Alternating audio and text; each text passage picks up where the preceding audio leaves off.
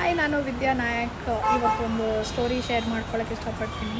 Last 7 years and plus 3 years ಬಿಸ್ನೆಸ್ಸಲ್ಲಿ ಎಲ್ಲ ಏನೇನು ಹಾರ್ಡ್ ವರ್ಕ್ ಮಾಡಬೇಕಿತ್ತು ಮಾಡಾಯಿತು. ಸೊ ಏನು ಅಂದ್ಕೊಂಡಿದ್ವಿ ಆ ಟೈಮಲ್ಲಿ ನಾವೇನು ಮಾಡೋಕ್ಕಾಗಿಲ್ಲ. ಬಟ್ ಲಾಸ್ಟ್ 1 ಇಯರಿಂದ ನನಗೆ ಏನೇನು ಇಷ್ಟನೋ ಎಲ್ಲನೂ ನಾನು ಮಾಡ್ತಾಯಿದ್ದೀನಿ.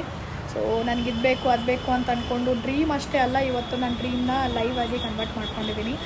ಸೊ ಅಷ್ಟೇ, ಏನಾದರೂ ಯಾರಾದರೂ ಏನಾದರೂ ಹೇಳಿಬಿಟ್ರೆ ಜಿದ್ದಲ್ಲಿ ತೊಗೊಂಡ್ಬಿಟ್ಟು ಮಾಡೋದೇನೇ ನಂದು ತಲೆಯಲ್ಲಿ ಕುತ್ಕೊಂಡ್ಬಿಡುತ್ತೆ. ಅದರಿಂದ ನಂಗೆ ನಿದ್ದೆನೇ ಬರೋಲ್ಲ. ಅದು ಅಚೀವ್ ಮಾಡೋವರೆಗೂ ನಾನು ಸುಮ್ಮನೆ ಕೂತ್ಕೊಳ್ಳಲ್ಲ. ಸೊ ಅದೇ ರೀತಿಯಿಂದ ಆಗಿದೆ ಲಾಸ್ಟ್ 3 ಇಯರ್ಸಿಂದ.